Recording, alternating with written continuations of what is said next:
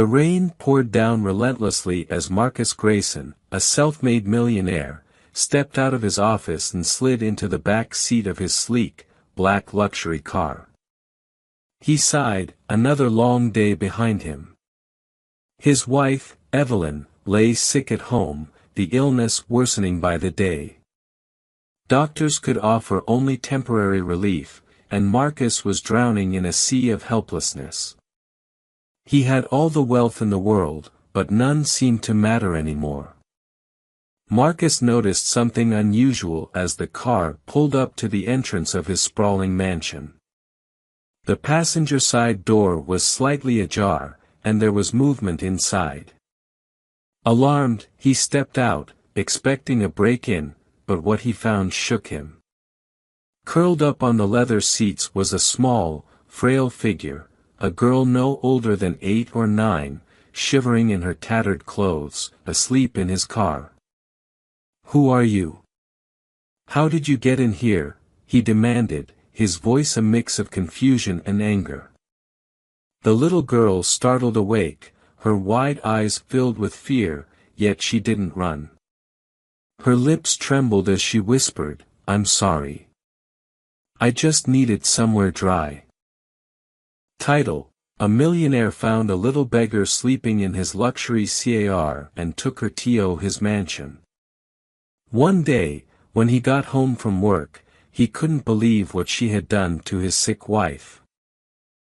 Marcus was a man who believed in order and control. His rise to wealth had been paved by hard work, meticulous planning, and ruthless decision-making. His company was among the top tech firms in the country, but behind the closed doors of his mansion, things were falling apart. His beloved wife, Evelyn, had been diagnosed with a rare, degenerative illness that left her bedridden and fragile. She was the light of his life, the only person who had seen beyond his tough exterior to the kind heart underneath. Her illness was a constant reminder that some things, no matter how much money or power you had, couldn't be fixed.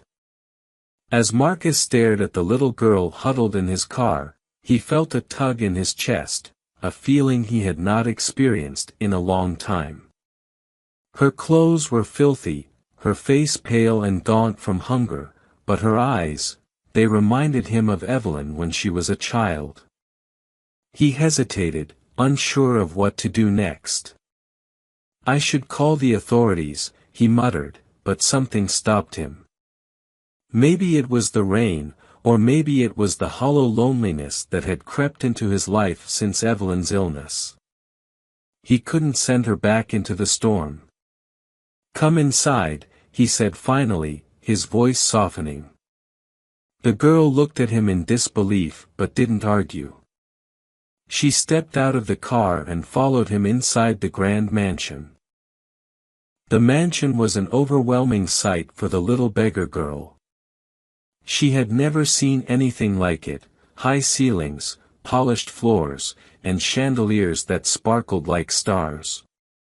Marcus called for one of the housemaids to prepare a meal and some fresh clothes for the girl. But as the maid reached for the girl's hand to guide her upstairs, Marcus stopped her. "I'll take her," he said, surprising himself. He led the girl to a guest bedroom. "What's your name?" he asked, trying to make conversation. "Her name is Sarah," she whispered, her voice almost inaudible. "Well, Sarah, you'll stay here tonight. In the morning, we'll figure out what to do." The girl nodded, but her eyes kept darting around, as if afraid the luxury around her might disappear. Marcus felt a strange connection to her, something he couldn't quite place. She looked vulnerable yet strong, alone but resilient. Later that night, after tucking Sarah in, Marcus visited Evelyn's room. She was awake, her eyes half closed, looking frail and tired. He sat beside her, holding her cold hand. "I found a girl in the car today. She was sleeping in the back seat," he whispered, though he wasn't sure Evelyn could hear him in her weakened state. "You should help her," Evelyn whispered back, her voice a fragile breath. Marcus was taken aback. He hadn't expected her to hear, let alone respond.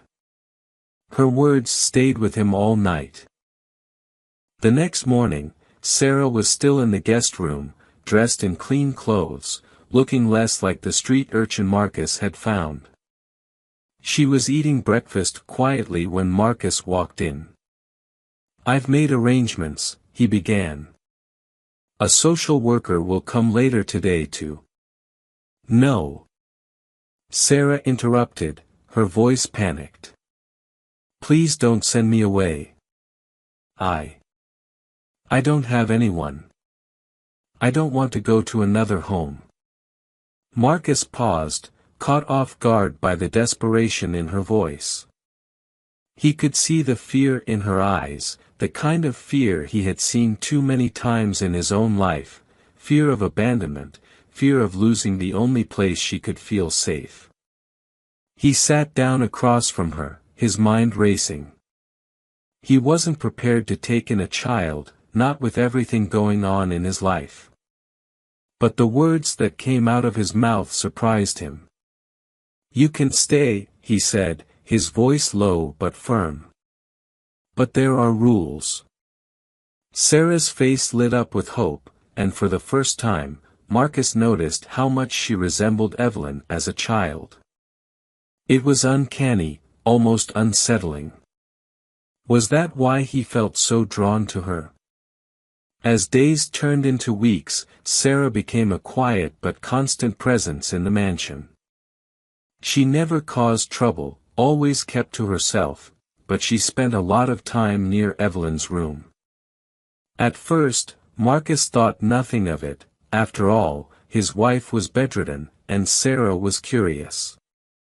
But then he began noticing small changes.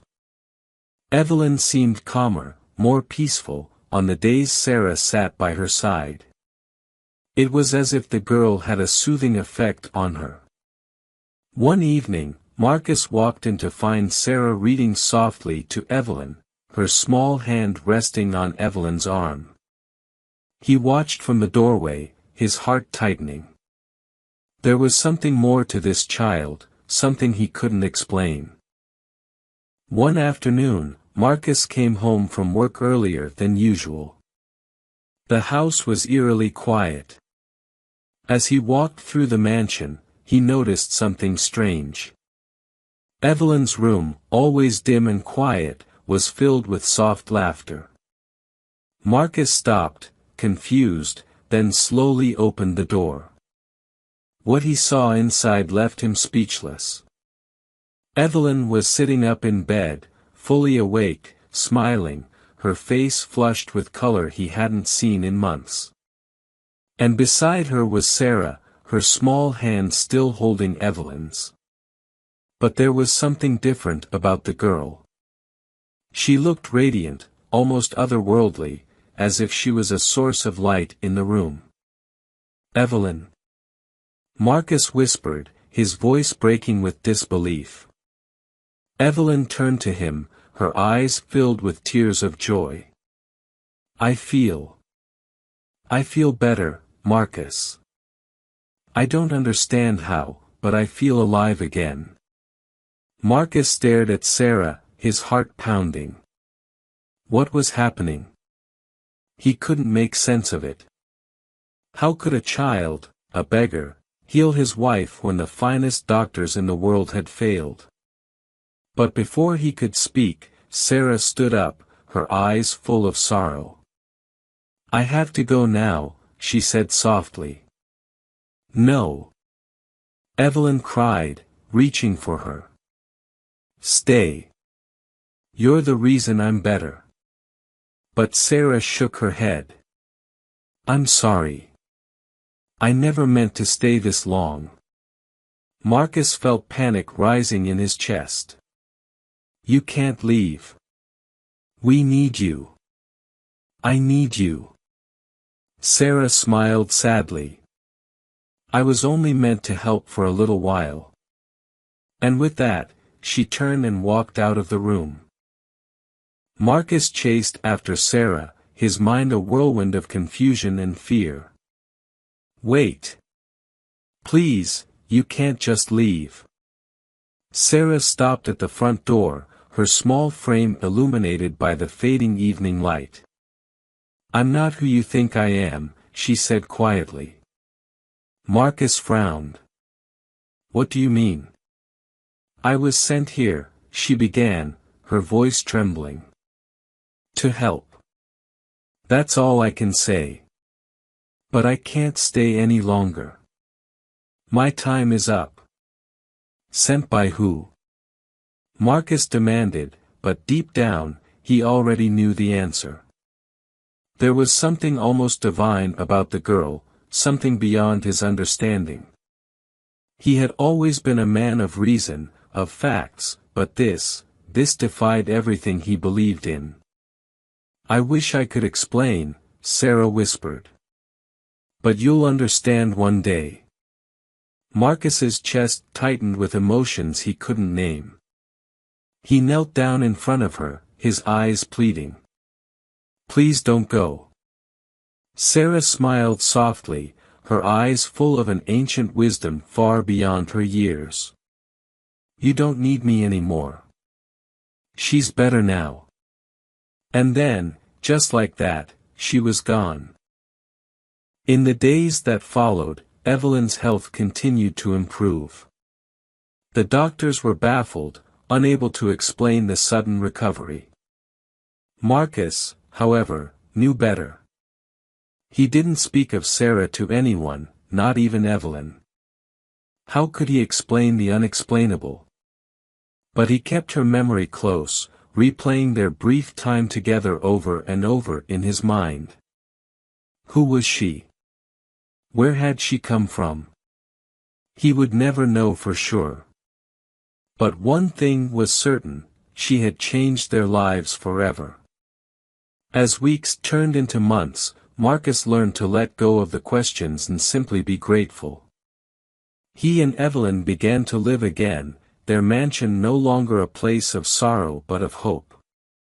And though Sarah was gone, her presence lingered in the quiet corners of the house, in the way Evelyn smiled now, in the peace that filled their once troubled lives.